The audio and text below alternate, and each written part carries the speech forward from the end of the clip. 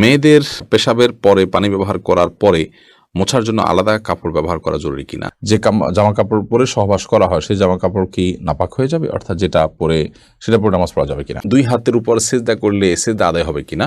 নামাজের সিজদা অবস্থায় যদি পা উঠে যায় তাহলে নামাজের কোনো সমস্যা হবে কিনা? শার্টের হাতা এবং প্যান্ট কি গুছিয়ে রেখে সালাত পড়া যাবে?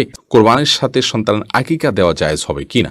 আজানের সময় কিছু খেলে গুনাহ হবে কিনা? বিতরের নামাজ কি কি সূরা দিয়ে পড়তে হয়? স্বামী সিগারেট খেলে ওয়াইফের করণীয়। কোনো বাচ্চার বিছানায় প্রসাব করলে বিছানার চাদর ওয়াশ করা যায়, কিন্তু জাজিম বা তোষকে প্রসাব করলে ধোয়া যায় না, এক্ষেত্রে করণীয় কি?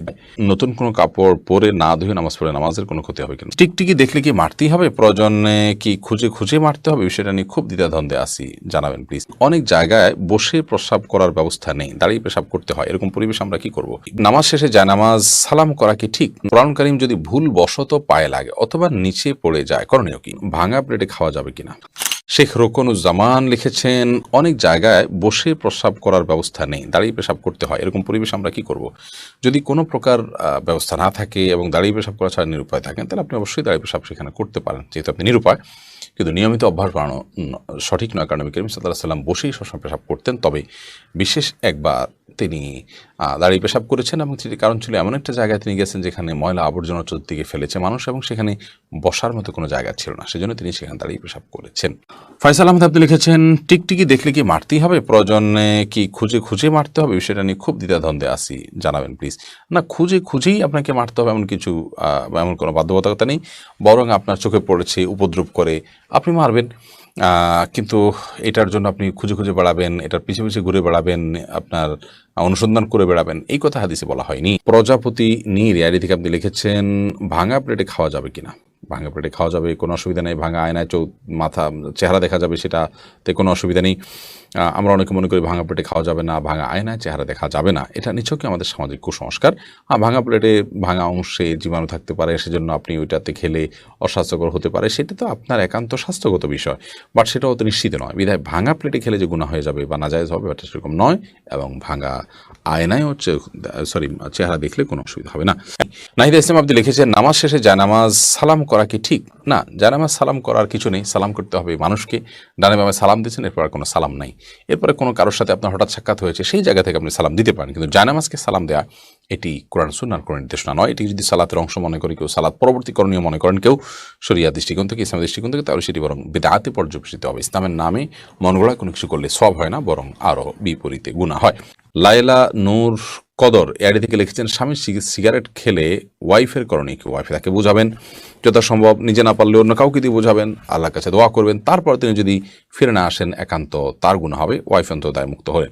জুলেখা খাতুন আপনি লিখেছেন, নতুন কোনো কাপড় পরে না ধুয়ে নামাজ পড়ে নামাজের কোনো ক্ষতি হবে কিনা? নতুন কোনো কাপড় পরলে সেটা ধুয়েই পড়তে হবে এমন কোনো বাধ্যবাধকতা নেই, কারণ নতুন কাপড় মানেই যে সেটা নাপাক, সেটাতে অপবিত্রতা আছে এমনটি তো নিশ্চিত নন আপনি, তাহলে এটি ধোয়াটা বাধ্যতামূলক কেন হতে যাবে? তবে হ্যাঁ, আপনারা যদি নতুন কাপড় কেনার পর দেখলেন যে সেখানে কোনো নাপাক আছে, তাহলে ওই জায়গায় সেই নাপাকটা ধোয়াটাই হলো আবশ্যক। অতএব শরীয়তের দৃষ্টিকোণ থেকে নতুন কাপড় ধুয়ে পড়তে হবে এমন কোনো বাধ্যবাধকতা নেই। আপনি মুস্তাফিজুর রহমান আপনি লিখেছেন, কোরআন কারীম যদি ভুল বশত পায়ে লাগে অথবা নিচে পড়ে যায় করণীয় কি? ভুল বশত পায়ে লাগলে অথবা নিচে পড়ে গেলে আল্লাহর কাছে মাপ চাইতে হবে, যদি এটা অনিচ্ছাকৃত, তারপরে মাপ চাই নিতে হবে, এবং সেই সাথে ভবিষ্যতে যেন এরকমটি না হয় সেজন্য সাবধানতা অবলম্বন করতে হবে। এর কারণে আপনার বিশেষ কোনো কাফারা নাই। আমরা ছোটবেলা থেকে যে সমস্ত কথা শুনে আসছি যে এর কারণে এত কেজি লবণ দিতে হবে, চাল দিতে হবে গরিবকে ইত্যাদি, এগুলো আমাদের নিজেদের মন গড়া নানান কথাবার্তা। মূলত যদি পড়ে যায়, ইচ্ছাকৃত নয় বরং ভুলে পড়ে গেছে, তাহলে সেক্ষেত্রে সেটার কারণে আপনার বিশেষ কোনো করণীয় নাই, সামনে থেকে সাবধানতা অবলম্বন করতে হবে, এবং যেটি হয়ে গেছে আল্লাহর কোরআনের প্রতি অনিচ্ছাকৃত, তার জন্য আল্লাহর কাছে মাপ চাইতে হবে।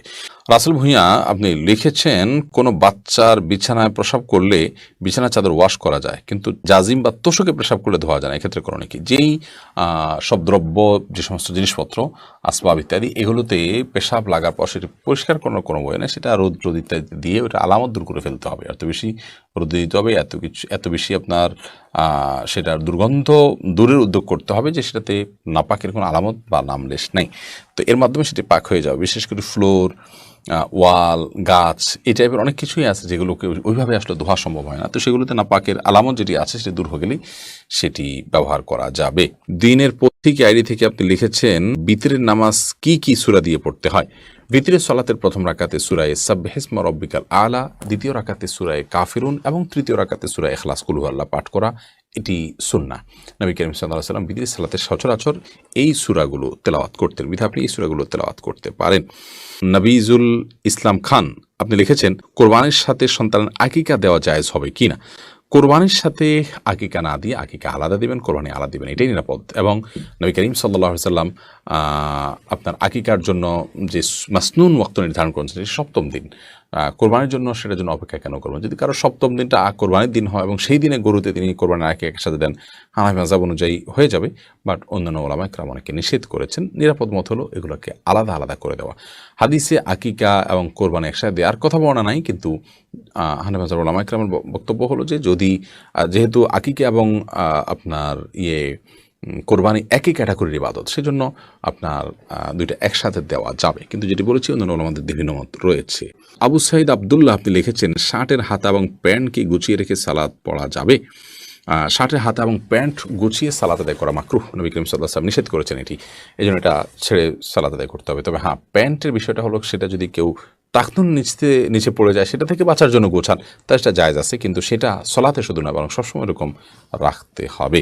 এমনি সেলিম রেজা কাজল আপনি লিখেছেন, যে জামা কাপড়ে পরে জামা কাপড় পরে সহবাস করা হয় সেই জামা কাপড় কি নাপাক হয়ে যাবে? অর্থাৎ যেটা পরে সেটা পরে নামাজ পড়া যাবে কিনা? যা কাপড় চোপড় পরে সহবাস করলেই সেটা নাপাক হয়ে যাবে না। যদি সেখানে নাপাক লাগে তাহলে সেক্ষেত্রে সেটা নাপাক হবে, আর যদি নাপাক না লাগে তাহলে সেটা নাপাক হবে না।